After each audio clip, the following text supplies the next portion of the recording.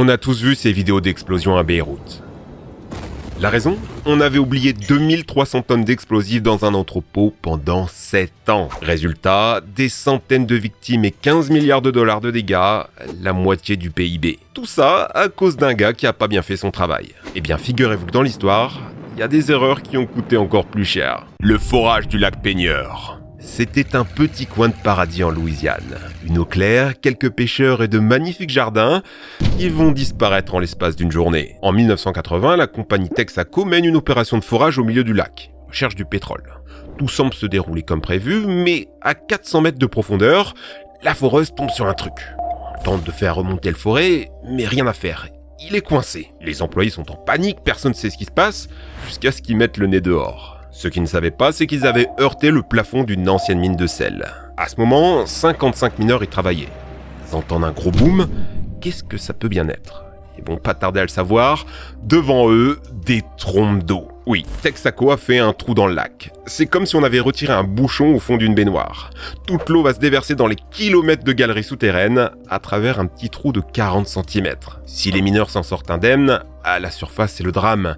Un immense vortex est créé, aspirant la foreuse, les bateaux et 26 hectares de terre. Un geyser de 130 mètres jaillit de l'entrée de la mine, tant la pression est forte.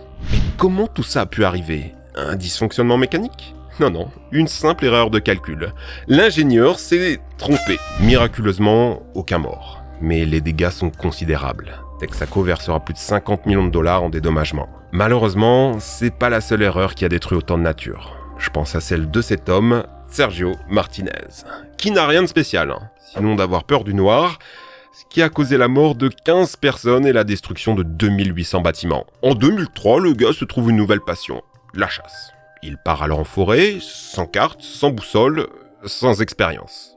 Évidemment, il se perd, la nuit tombe, il panique et allume un feu, n'importe comment. La suite, c'est le plus grand feu de forêt jamais causé par une décision aussi stupide. 100 000 hectares carbonisés, 1,3 milliard de dollars de dégâts. Et c'est même pas le record. Celui-ci étant détenu par les marées noires. Un capitaine de navire qui a un peu trop forcé sur la vodka, des plongeurs qui oublient les instructions, ou plein de personnes qui ont fait n'importe quoi, provoquant la marée noire la plus coûteuse et écocide de l'histoire. Les architectes incompétents qui ont ruiné une ville. C'est pas un métier facile. Par exemple, en Chine, il y en a un qui a eu la merveilleuse idée de creuser les caves et les garages après avoir construit les immeubles. Résultat, tout s'est écroulé comme un domino. 3 millions de dollars de dégâts et la prison à vie pour les deux constructeurs. À Londres, un designer loufoque s'est dit qu'un grand immeuble en verre avec une forme concave, ça serait chouette. Ce qu'il a oublié, c'est que le soleil s'y réfléchirait comme dans une loupe. Résultat, un vrai rayon de la mort en direction des trottoirs. Plus de 100 degrés au sol, on pouvait y faire cuire un œuf. Les voitures garées fondaient sur place. Ça a coûté 10 millions de dollars pour y installer des brise-soleil. Le pire, c'est qu'il a recommencé dans un hôtel. Cette fois-ci, le rayon de la mort était directement dans la piscine, elle était brûlante, et s'y baigner, c'était la garantie d'un bronzage écrevisse. Toujours à Londres, décidément, ils ont construit le Millennium Bridge. Ça faisait plus de 60 ans qu'aucun pont n'avait été construit dans la capitale, et ils ont un peu perdu la main. À son inauguration en 2000, c'est la panique chez les ingénieurs. Regardez comment le pont oscille, une vraie balançoire. En fait, à cause des embouteillages, les gens finissent par adopter le même rythme de marche. Un pied à gauche, un pied à droite, autant de micro-mouvements cumulés qui agissent comme une immense vague. Il faudra 2 ans pour trouver la solution, des amortisseurs hydrauliques qui vont coûter 6 millions de dollars, en plus des 20 millions prévus initialement. Il y a eu un phénomène assez similaire lors de l'accident du Tacoma Narrow Bridge aux États-Unis. Regardez ces images terrifiantes. Comment le pont a fait pour tenir ? Bon spoiler, il a pas du tout tenu. Le problème ici, c'est le vent. L'ingénieur n'avait pas pris en compte le besoin d'aérodynamisme, ce qui a transformé le pont en balançoire géante. C'était pourtant le 3e plus grand du monde et sa destruction va coûter plus de 120 millions de dollars. Pas mal, mais on peut faire mieux. Le faille d'ingénieur le plus cher est beaucoup plus ancien. En 1628, le roi de Suède ordonne la construction du Vasa, un navire de guerre gigantesque censé symboliser la puissance du pays. La construction a plein de problèmes, mais le roi met la pression. Il a besoin du bateau le plus vite possible. Et personne n'ose lui dire la vérité. Le jour de l'inauguration, un vent un peu trop puissant va le faire tanguer, l'eau va s'infiltrer dans les sabords. À même pas 100 mètres du rivage, il sombre, emportant la vie de dizaines d'hommes. Le bateau avait coûté une fortune pour l'époque. 5% du PIB de la Suède. Aujourd'hui, ça représenterait presque 27 milliards de dollars, si évidemment le pays investissait autant de son budget. On a fini par le remonter en 1961, presque intact, exposé dans un musée à Stockholm. Ces fautes de frappe qui ont coûté des millions. En 2005, Takashi Kotegawa devient une légende. Il va gagner 17 millions de dollars depuis sa chambre, juste en s'étant levé un peu plus tôt que les autres. Ce matin-là, la banque d'investissement Mizuho Security doit introduire une nouvelle société en bourse. Histoire de tester sa bonne valorisation, la banque va mettre en vente une seule action au prix de 610 000 yens. Enfin, c'est ce qui aurait dû se passer. Malheureusement, l'employé chargé de la manœuvre inversera les chiffres et vendra 610 000 actions à 1 yen pièce. L'affaire du siècle. Malgré toutes leurs tentatives pour annuler, rien n'y fera. Une faute de frappe catastrophique qui fera chuter toute la bourse japonaise de presque 2%. La société sera forcée de tout racheter pour une facture de 255 millions de dollars, dont celle de notre ami Takashi, qui en avait plus de 7000. On le surnomme désormais G-Com Man, du nom de l'entreprise qui l'a rendu riche. Croyez-moi, personne n'est à l'abri d'une erreur de calcul. Pas même les plus grands scientifiques. En 1962, le tout premier satellite américain qui devait faire route vers Vénus va être autodétruit. La raison ? Quelqu'un avait oublié ça. Un simple trait dans une formule. Perdu dans les millions de lignes de code. Malheureusement, ce tiret, il était indispensable. Il est dans la formule qui gère la correction automatique de la trajectoire en cas de problème.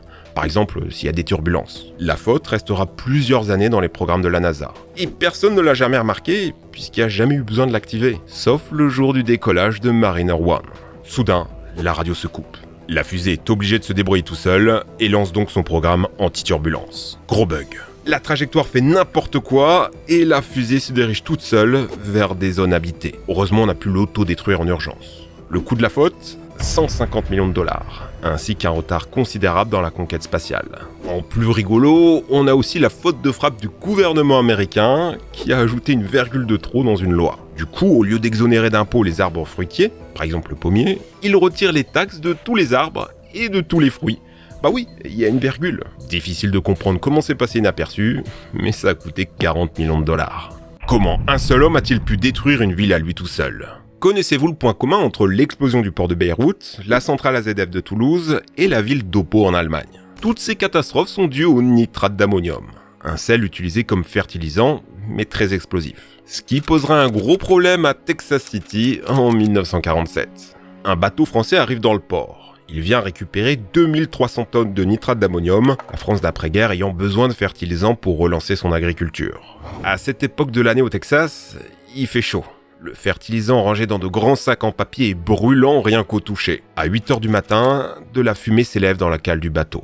Le nitrate d'ammonium brûle. Certainement à cause d'une cigarette laissée tomber par un marin. La pire erreur viendra du capitaine. Pour éviter d'endommager son bateau, il refuse d'éteindre le feu avec de l'eau. À la place, il ordonne la fermeture de la cale et l'injection de vapeur. C'est une méthode qui marche normalement, ça étouffe le feu. Sauf que le nitrate d'ammonium, chimiquement, ça marche pas comme ça, vu que c'est déjà une source d'oxygène en soi. Fermer la cale n'aura comme effet que d'augmenter la pression, le navire se transforme en gigantesque cocotte minute. Quand les pompiers arrivent, c'est déjà trop tard. Le bateau est gonflé, tellement brûlant que l'eau autour est en ébullition. 9h12, c'est l'explosion. Une des plus puissantes non nucléaires de l'histoire. Elle rase 1 millier de bâtiments et brise des fenêtres sur 16 km à la ronde. L'ancre du navire, qui pesait presque 2 tonnes, a été projetée à plus de 2 km. L'impact a créé un cratère de 3 mètres. Dans le port, c'est le chaos. Les usines et les réserves d'huile prennent feu. Une pluie de cendres et de débris s'abat sur la ville. À son tour, un second navire plein de nitrate d'ammonium prend feu, mais personne pour s'en occuper. Tous les pompiers sont morts. Seconde explosion.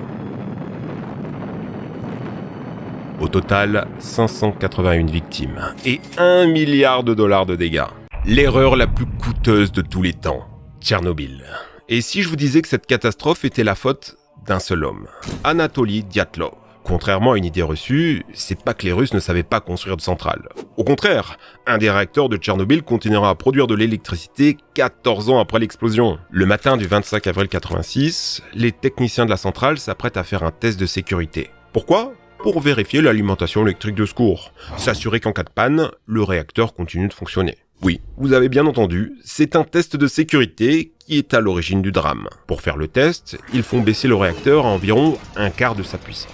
Mais là, un appel du gouvernement qui leur dit de mettre le test en pause toute la journée, vu qu'une autre centrale du pays est en panne, il faut compenser la perte d'énergie. Le problème, c'est que quand un générateur tourne à faible régime, sa puissance va continuer de baisser plus qu'elle ne devrait. C'est dû aux grandes quantités de xénon produites. Des particules qui agissent comme des aspirateurs à énergie qui vont dégrader continuellement la production. Le soir, quand l'équipe de nuit arrive, ils n'ont aucune idée de ce qui se passe. Nouvel appel du gouvernement, on leur dit que c'est bon, ils peuvent reprendre le test. Sauf que personne ne les a prévenus de ce que les ingénieurs avaient fait juste avant. Alors, ils diminuent encore la puissance pour atteindre le niveau nécessaire au test. Une erreur de manipulation fait tomber la puissance à 1%, accélérant drastiquement l'apparition du xénon. À cet instant, tout était encore sauvable. Il suffisait de remonter doucement la puissance du réacteur sur plusieurs jours, mais eux vont tout faire pour continuer le test, pour une raison qu'on ne connaît toujours pas. Ils relancent la puissance, mais ça bloque.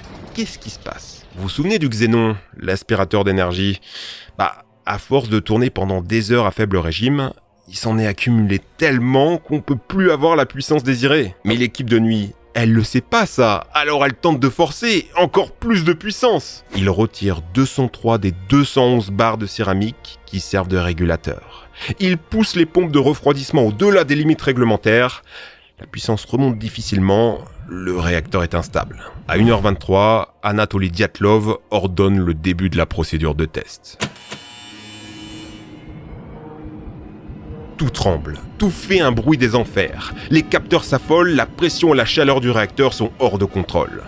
Un employé va alors se jeter sur le bouton d'arrêt d'urgence, ça va faire descendre les barres de céramique, on va maîtriser la réaction et on sera tous sauvés.